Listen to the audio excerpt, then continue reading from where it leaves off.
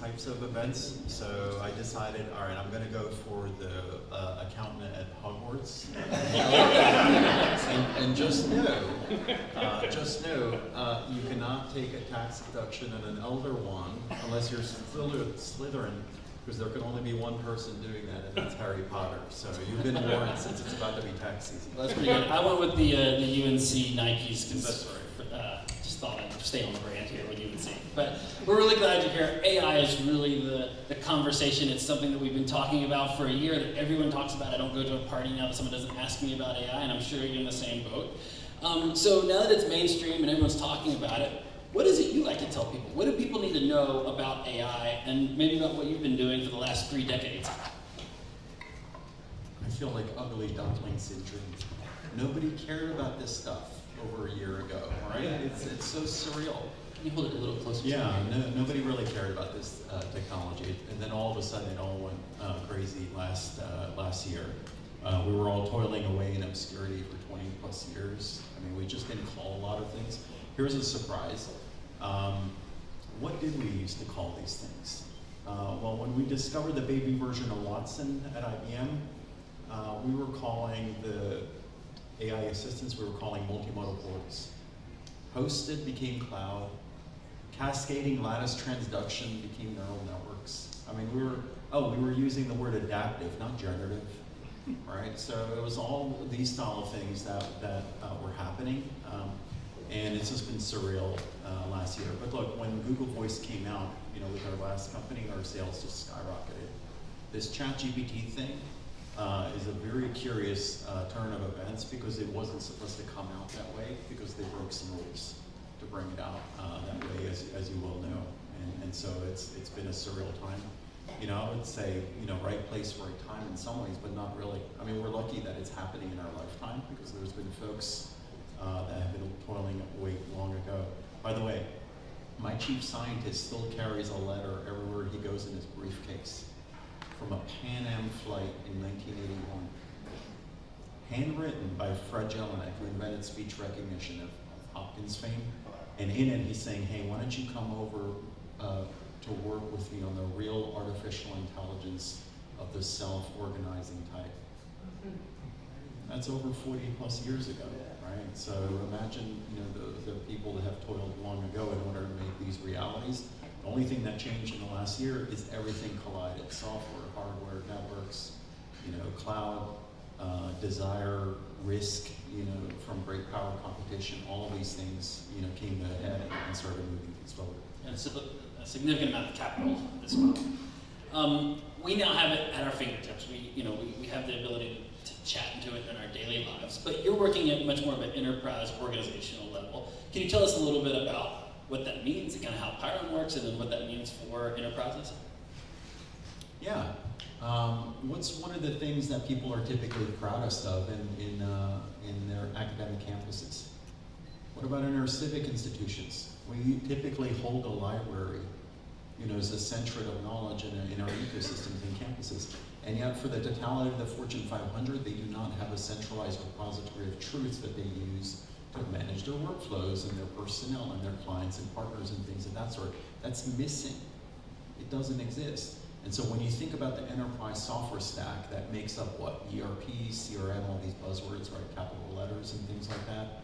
There are DocuSigns and things of that sort. There's nothing that actually blends all of these things together so that you can use them within sub-second, right? You have to log into each of these different applications and things of that sort. They're quite cumbersome. And so we saw that, many years ago, that there would be this new unified construct in these businesses. And in some ways, we knew that we had to catch our own football. We helped, create a lot of the consumer experiences people take for granted. By the way, there's a lot of trivia associated with North Carolina's place in AI history. Steve Jobs hid the iPod R&D team in North Carolina. People don't know that. In a nondescript building outside of the Charlotte airport. And so when I departed IBM, in my frustration, because they weren't going to greenlight what was Baby Watson at the time, and imagine what was playing in my head was similar to South Park's Cartman. I said, screw you guys, I'm going home. And we started picking off top scientists from Dragon, from Via Voice, from different semiconductor companies like NVIDIA, Broadcom, Intel at the time. And a year into it, I don't know if any of you have seen Silicon Valley, the TV show, the comedy that lampooned, a conference called TechCrunch Disrupt. I was the only Southeast company presenting at the very first one in 2007. And out of my pocket, I pulled out a Razr flip phone, and I spoke into it, and crickets. Nobody knew what the heck they were seeing. And Dreesen was sitting right in front of me. Marissa Mayer, Guy Kawasaki, the famed evangelist from Apple.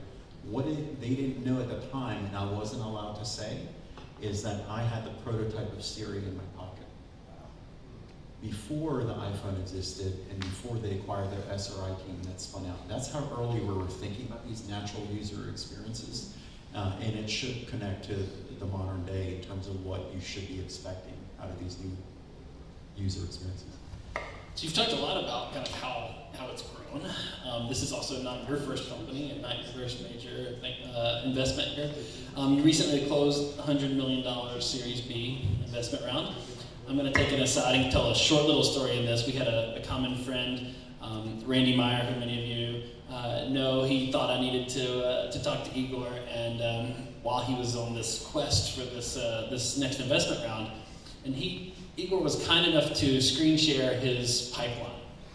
And he showed me all the no's he had received and all of the people that he had talked to and what he took for him to raise the money. And first of all, it pretty much scared me. I was like, do I really want to be an entrepreneur? Is this really what I want to do?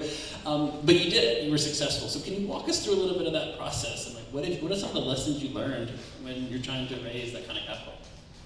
Yeah, I don't know how to not sound like a fortune cookie, right? Look, all of us that end up doing things that others would consider innovative, you just have to have a latent born passion for that thing, because the majority of the world around you is going to say, no, impossible, won't work, why would people do it that way, why not do it this way, and you're going to hear that over and over and over again. And I always tell people this, look, if you're going to blink, if somebody gives you that feedback that it's not going to work out and things like that, you shouldn't have been doing it in the first place. And so Bezos actually puts a nicer construction on it. He basically says this: for all of us that ever worked in large-scale entities, whether it's universities, whether it's big tech or big pharma or things of that sort, you can get 99 yeses, but the wrong person says no. Your project is canceled and never gets funding and things of that sort. And what Bezos said, when you go out and you start an independent venture, you can get 99 no's. But as long as you get one yes, you're off to the races and you get to try out that thing that you think the world needs. And so I always find it comical when I meet, especially first-time entrepreneurs, and I'm like, hey, what's your fundraising plan? And they're like, hey, here's my 10 favorite VCs. I'm going to pitch them, and I'm going to get 5 term sheets out of it, and I'm going to pick my favorite, and I'm going to print out my T-shirts, and we're going to high-five each other, and we're going to get our fancy coffees and things of that sort, and Roseway wine dispensers and nap pots. And I'm just, laughing my head off. I'm like, you think it's even easy for me? The only thing that's easier for me is the doors open a lot easier. I still have to compete with the rest of you and your great ideas, because it's still a meritocracy. It still has to have a business case associated with it, and it still has to be practical and have a large TAM and stuff like that. That doesn't change. And you're a great storyteller. I've heard some of your stories before. Can you give us one that's like, kind of in that realm of trying to raise capital, something that happened, or just maybe just a really interesting moment, or some person or something you met along the way? Oh, goodness. Here's a fun one. Well, I don't know. There's so many.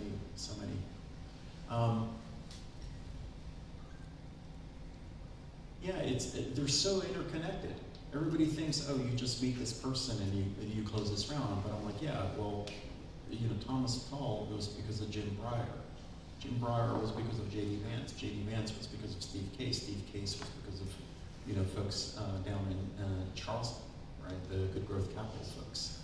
So it's all interconnected. And those happened because of a Bank of America executive that I knew in the past as well. And that person happened is because he asked me about a course of action on an investment, and I told him, don't take that term sheet, it's not going to end up well. They did end up taking the term term sheet. The company didn't work out, and I gained in credibility because I told them the truth about what might happen, in that particular scenario as well. So when you actually go back in time, it's these never-ending patterns. That's why one of my favorite shows of all time in the past is the BBC's Connection show. Where it's not fundraising in the last 12 months. I actually was joking with one of my finance executives before coming here, and I'm like, hey, let me show you something.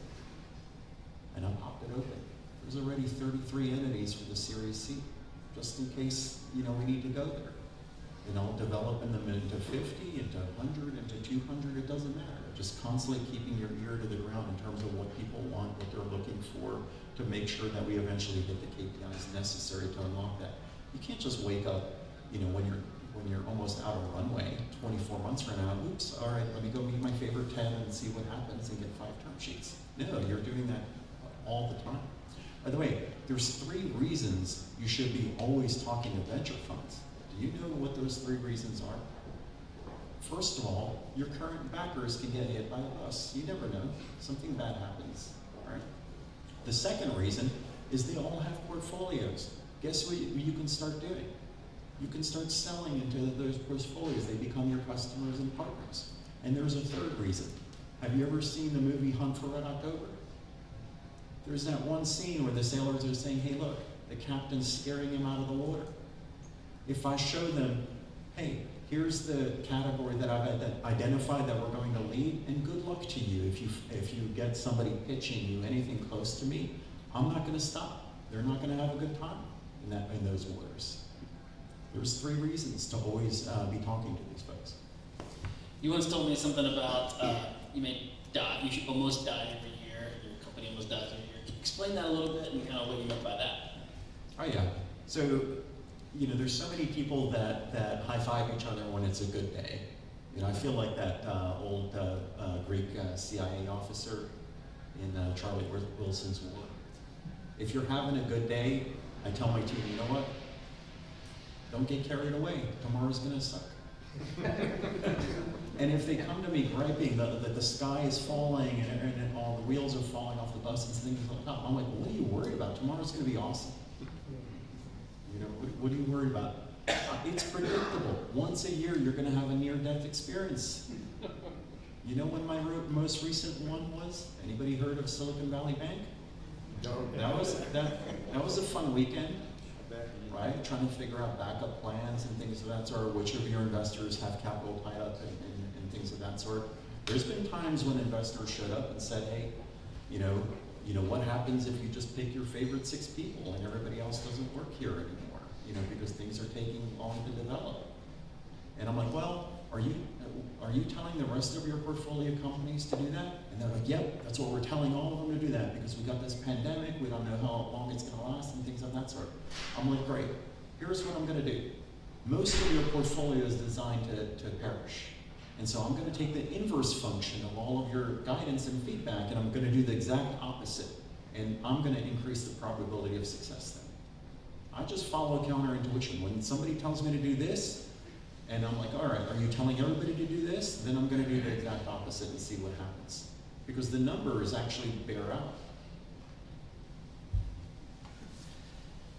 When Silicon Valley Bank was crashing, whatever you want to call that event, he was the first person that came to mind because I had just been on the phone with him a couple of weeks before and he talked about putting your investment there and if you want people to seriously about this thing. And that really was kind of the standard practice there. You've dealt with a lot of risk that you never thought that would be one of them, right? But what is the biggest risk you've taken as an entrepreneur? Is there something that stands out as like, this was a big risk, I can't believe I did that, and now I'm on the other side of it? Yeah, it's actually a bigger risk not to do anything. Yeah, it's the opposite. It's like, I remember, sitting there at IBM, and it's like, all right, they don't believe in this, they don't think it's going to be big, and things of that sort, but it was gnawing at me. And it was a bigger risk not to do it. I'm like, all right, water has to find a way around a rock. This is going to be a big deal. And it's difficult, to lose sight of land. It's sort of like third Indiana Jones where he has to make that leap of faith and finds that there's a stone bridge waiting for him. One of the things that I can now tell people leaving Google, Apple, and Amazon these brands. I'm like, look, they're like, should I come here? What will happen, this and that? And I'm like, you're gonna get to see what your bare hands can do.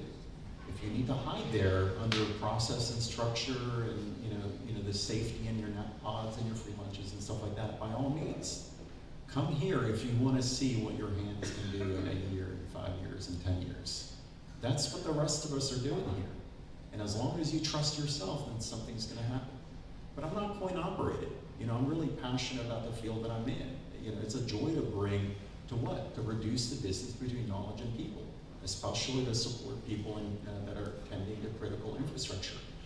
It takes a while. When you have to get a little bit more mature to realize, because when we're younger, I think we fight against the personas that we might become, because we're like, oh my God, I'm going to become a chef, I'm going to become a pilot, I'm going to become a football player, I'm going to be a golfer, I'm going to be a race car driver. You're trying all these different outfits on, if you will.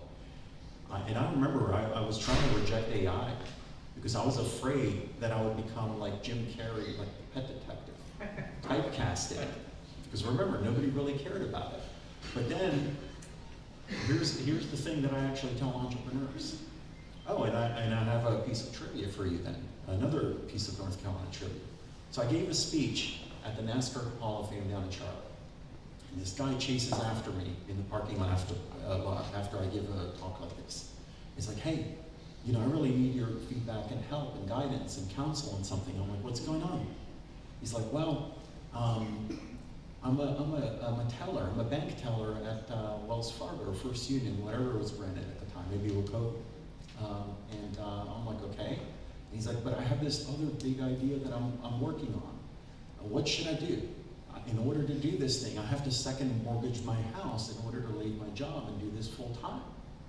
I'm like, look, I don't know what to tell you. That's only an inside out. This looks like a serious decision. But when you lie there at 2 o'clock in the morning, staring at the ceiling, where is your mind wandering? Is it supporting people in your help desk and things of that sort? Or are you all consumed about that piece of technology that you want to create? And why do you want to create it? He's like, well, if I make this thing, it actually has 2 purposes. It actually becomes something that pharmaceutical companies can use in order to reduce the probability of cancer. And it could also be used in non-lethal arms, so that people don't get hurt by bullets and things of that sort in police actions. I'm like, I think you have your answer.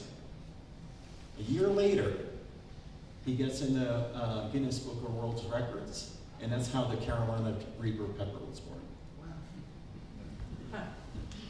Pretty good North Carolina trivia question there. That was good. We're going to open this up to the crowd for questions, so be thinking about that question, and while you think about that, I'm going to ask you one more. You kind of mentioned the hiring process and trying to recruit people. So what are you looking for in a team member? If you're going to make an offer for someone to come work in your company, what's the expectation? What do you look for in them? Yeah, I'm kind of looking for adulting in some ways. Because look, there's big tech and there's the stuff that they do, and they're shoving as many ads in our faces and putting as many videos in front of teenagers' eyes and things of that sort. And I'm looking for people that have a serious purpose now. I'm like, look, there's 4 major problems in the world right now. You have wars in different places, you've got a pandemic that could still mutate and do a lot more damage than it's already doing. You have economic distress. All of us technically on a global stage are 1%ers, right? And you have climate change. These are the 4 horsemen of the real apocalypse, right, that we all face. Why are you trying to change my head into Barney the dinosaur with generative AI? Knock it off. You have God-given talents. Why don't you use them for something more serious? So that's the first thing that I say. When it comes to leadership, as you heard me say before and you wrote down, I'm looking for folks with intestinal fortitude that are willing to throw punches at people's faces if they do anything unethical. I'm not OpenAI. I'm not going to steal your copyrighted content. I'm not going to have an alignment problem where I try to hallucinate answers to folks. I'm not going to debate people into using it for mental health support. And oh, by the way, the first AI-driven suicide already happened in Switzerland. There's all these things already happening now on a world stage. And so I'm looking for people that are responsible to their core in every way that it matters. But number one, of course, and I know it sounds a cliche, do they have a passion for what this thing is, where they can tell me since childhood they were driven to do this? By the way, when I was lived in Greece, that's where I'm originally from. We had no running water, no television, no TV, no radio. I had to carry water from a village well, right? My mother, the way that we ate, she collected dandelion leaves on the side of the mountain, and my father spearfished. That's how we survived, and I literally lived in a cave. Now, of course, my family members say, when you say that story, please don't tell them that when you were born, 3 kings visited or anything. Don't do that. But here's what actually did happen. One day, and for some of you that have ever visited Florida, you know that this is a problem. I noticed in our lagoon, right in front of where we lived, there was a hurt dolphin. And that's the first time that something popped in my head, and I wondered, why can't I talk to you?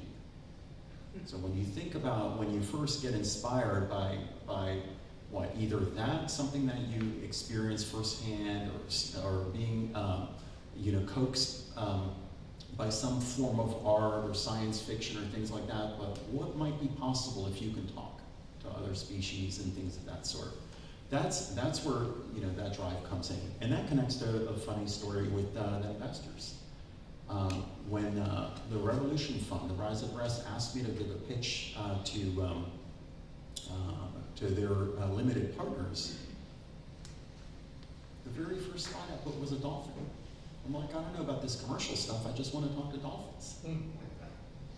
And then it's like weeks and months later, one of the principals raced after me and said, we thought that you were a lunatic, you're a crazy person, and things like that. When we saw that, they're like, is this guy serious?